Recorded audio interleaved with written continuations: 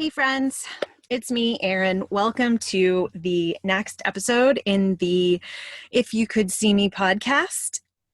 I am happy to introduce you today to a wonderful woman, Miss Kate Hall. She's the original founder of richmondmom.com and has been kind of a fixture in my life as a mom for a really long time, even though this actually technically was the first time she and I had ever met in person. We've been friends on social media. We run in a lot of the same circles, but this was the first time that we've ever actually had the opportunity to sit down face to face. Although I feel like I've known her for years and she's so easy to talk to.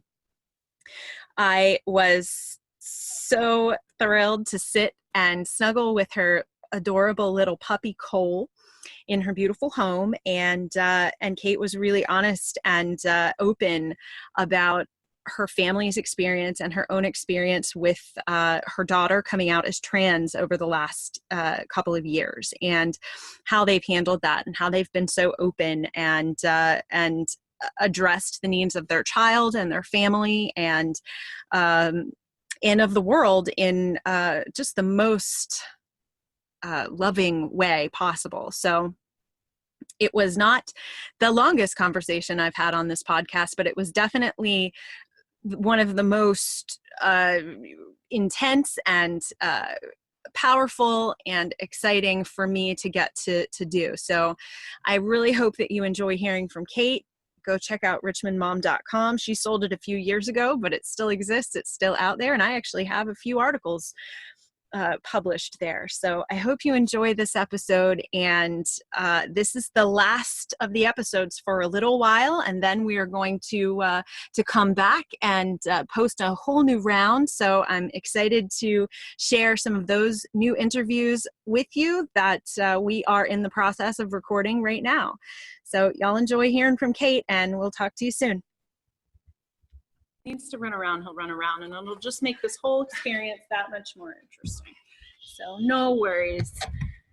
Okay, welcome to another episode of the If You Could See Me podcast. I am here with my now friend in person, Kate Hall. Thank you so much for being here.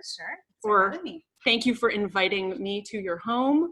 I am sitting here with two of the most adorable, what are they? What's their breed? This one's a Yorkie and a Bichon, and that one's a Maltese. They're two tiny little white dogs, and they're so precious. One of them is a brand new puppy, and he is beside himself with enthusiasm. Yeah. He wants to be a superstar. He wants to be part of the interview. So we'll just jump right in because in true Erin Mahone fashion, I got my schedule wrong and I was 30 minutes late today. So Kate is wonderful and accommodating, and I so appreciate that.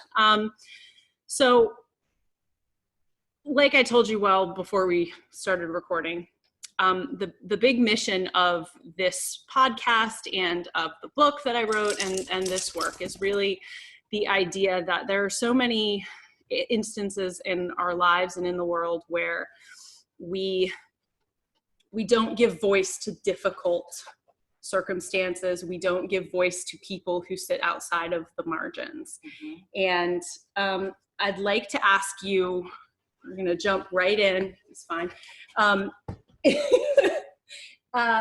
the experience that you've had over the last couple of years with your daughter, Piper, coming out as trans. Sure. I'm sure we could probably talk for an entire afternoon about that experience, but what has that meant for you as a mother? Well, it's, at first it was terrifying because I didn't know anything about it. Right. And I think, that's just a natural feeling of fear when you don't know anything about it. I'd never heard of anyone being transgender other than, Caitlyn coming out. Right. And Caitlyn Jenner, of course. And I almost thought, is this like something she saw in the news and is being influenced by? Teenagers are crazy anyway. Of course, right. So we just didn't really know what was going on. So the more we got educated, and we got into counseling immediately, and the more, once it was confirmed after many, many months of counseling, you kind of, I don't think you ever totally get past the fear, at least I haven't, but much more it just immediately throws you into, for me anyway, a feeling of, I've got to do whatever I can to help this kid. Right. Like whether it would be the same if she had anorexia or, bulimia or ADHD or any other issue, we would find the best care possible. So that's what we've done. Right. And found some really great resources in Richmond, particularly with Side by Side. Right. Has been a great resource for us. So, it's really brought our family a lot closer together. I already thought we were close, right? But when we told her siblings, we waited about 6 months until after we were really sure this is a path we were going down. Right. Probably one of the scarier days of my life because, it's like you're taking this life you've always had with your 3 kids and then inserting this new piece of information and you just don't know what it's going to do to their relationship. Right. And they were immediately like, great, we have a sister now. That's amazing. It was kind of, my husband and I were speechless. We just couldn't believe it was that easy. But I think it just goes to show too that kids are just pure and they just love. And they're like, well, that's still our sibling. That's our sister girl now. Right. And we don't have a brother anymore. Right. So that was a big aha moment for me. There were 2 big aha moments for me. It was that one, and it was also when our pastor at our church that we were considering joining a church. And I said, I need to explain the situation with our son transitioning to be a girl. We're transgender. And he said, you know what, Kate, every child is precious in the eyes of God and everyone is welcome in this church. And I really just needed to hear that, of course, come from him. Yeah. So those were 2 really, really big defining moments. I was much less concerned about what other people think and say, although there were definitely some hurtful things that people thought and said, out loud to me. But just like any mom, we just want to protect them and love them and really just see them get to their full potential. Of course. Which is, our dream come true, whatever their vision is for themselves.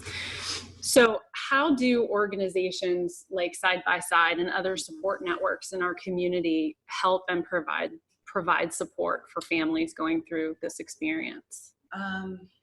I think a lot of ways. I mean, they have, for us, we attended the on-site support group. Mm-hmm. There was a parent group and then there was a youth group. So Piper would go to that group and we would go to the parents group. Mm-hmm.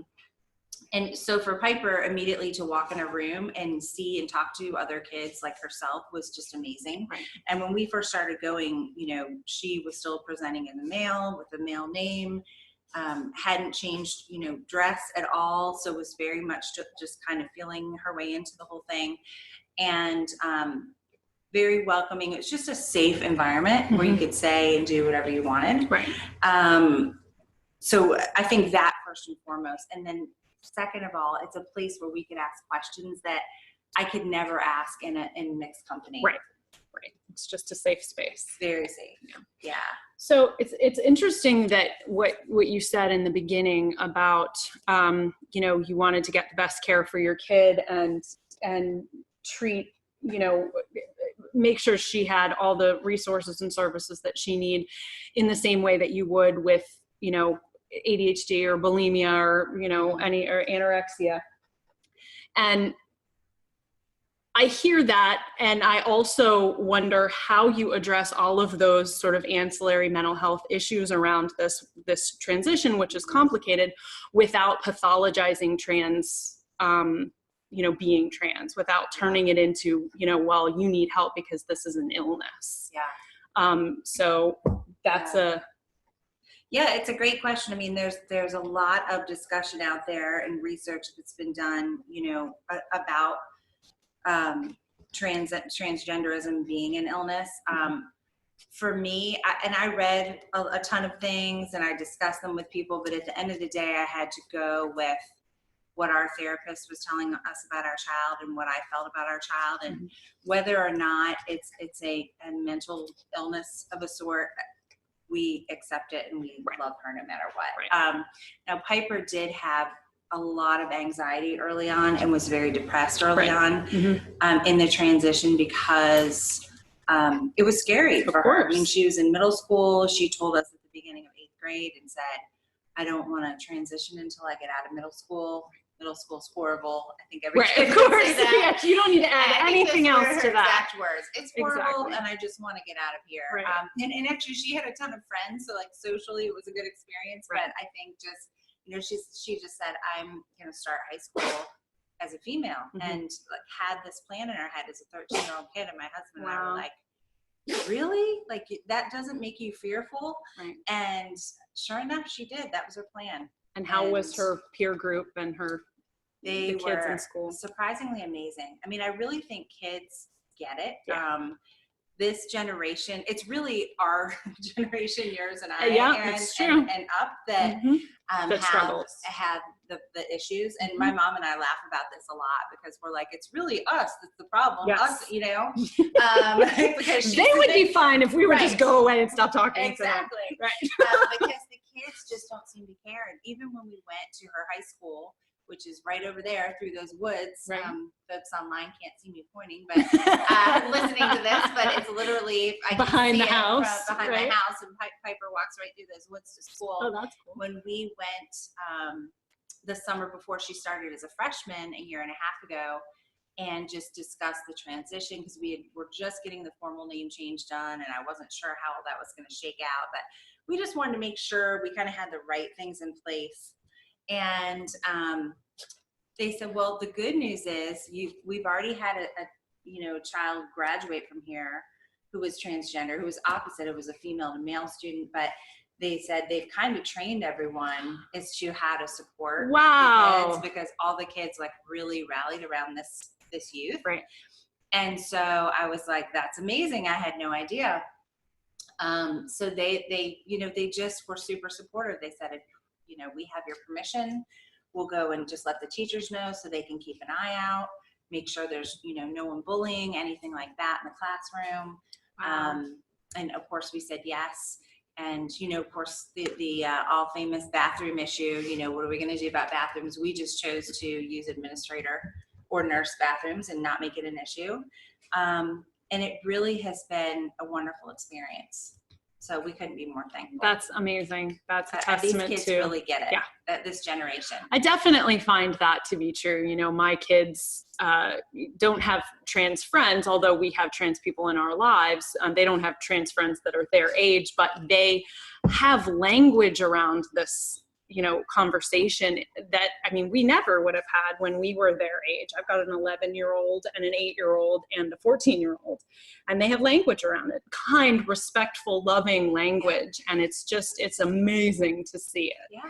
So on a larger scale, what is this experience? How has this experience changed the way that you see the world, or changed the way that you see people who are maybe historically marginalized or otherwise, disregarded? Yeah.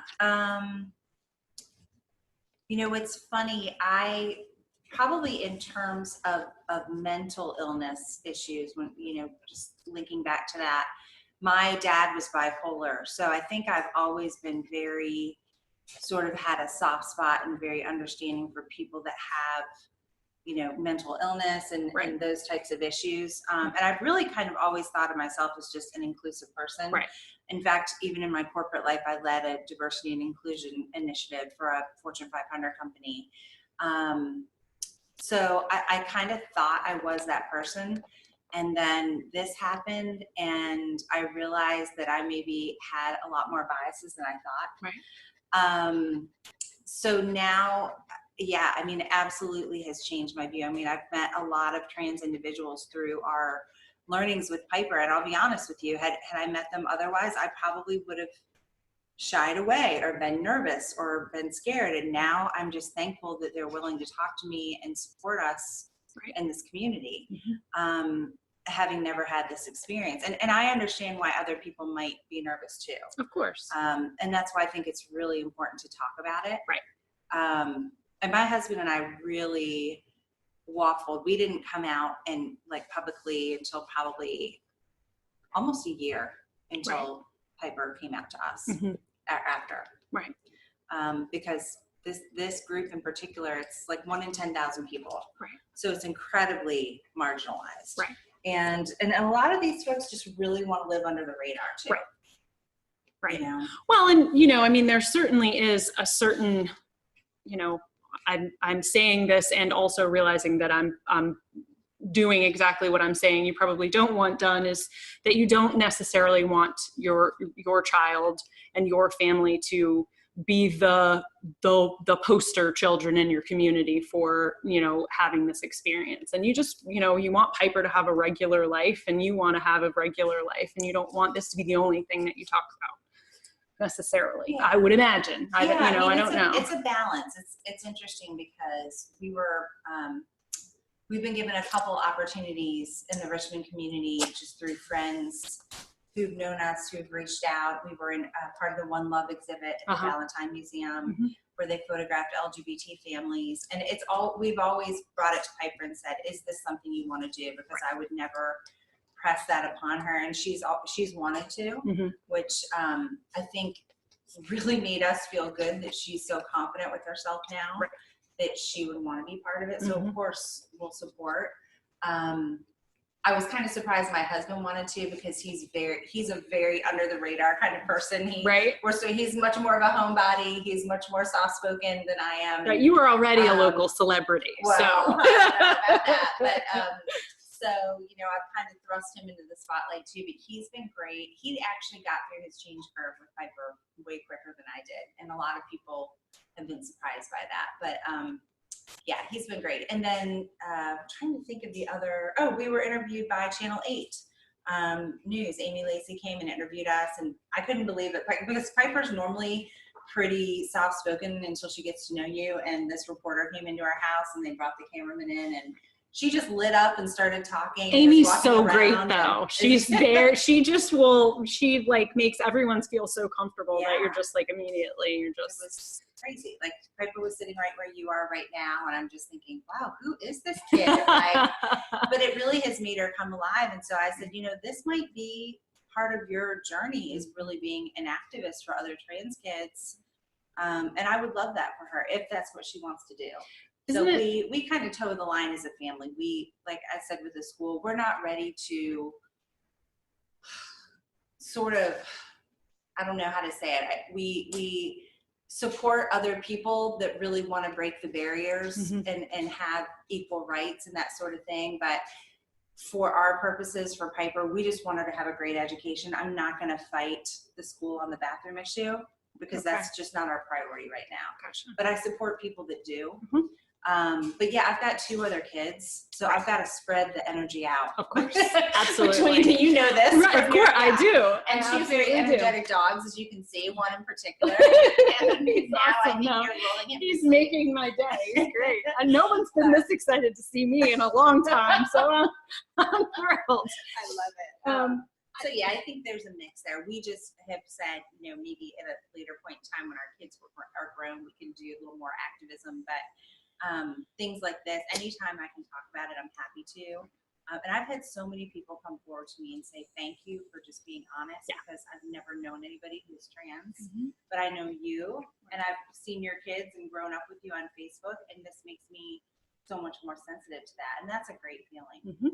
Absolutely. I think that, you know, hearing you say that, you know, Piper has traditionally been really quiet, and, you know, she's come out of her shell. I think that the thing that I have noticed across the board with people being given the space to speak whatever truth they have inside them, being able to come out of the shadows, being able to say, this is who I am.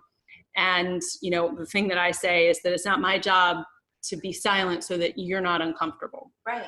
You know, the world has to see me as a person with a mental health issue. They have to see Piper as a trans woman. They have to see, you know, all these other people who have historically been told that they are not valuable enough in their true form to be in the world, because it might make other people uncomfortable or it's confusing. Yeah. Sorry, you don't get to do that anymore. And isn't it amazing how powerful we become when we can step into the light and we can, you know, be who we truly are. And we know that we're not going to be rejected, and we're not, you know, I mean, yes, there are going to be terrible people in the world, but there are also a lot more warm, loving, wonderful, accepting, good people. Yeah, absolutely. Awesome. Yeah, we've been very blessed with the people we've come into contact with. And we've actually had a few families reach out to us who were just kind of starting their transition and have asked for advice. And that is the way that I would love to continue to pay it forward with those folks, because so many folks did it for us. And I thought, I mean, that was our first step, was who are we going to talk to about this? We can't just talk to our family. No one knows what to do. No, our friends don't know. So the more we can pay it forward, we would love to continue to do that. You started paying, I mean, you started long before this, you know, circumstance kind of put you in the limelight as the founder of richmondmom.com in Richmond, which, you know, kind of blew up, 8 or 9 years ago. And, you know, I've been a fervent follower and have contributed as well over the years. And you were a voice for moms, and you created a space for moms at a time when that was just becoming a thing in the world. So you were already there sort of as a beacon of light in our community for moms. What motivated you to do that? You know, it was a niche that I saw was not being filled. And I kind of felt this need for moms to have a really safe place to go and ask questions and look for answers. So like with the blog, I mean, people certainly connected that way, but we also had a Facebook group too, and people would ask questions and gather there, because our youngest daughter, Caroline, when she was born, had a really severe skull injury. She fell from her car seat onto a wooden floor.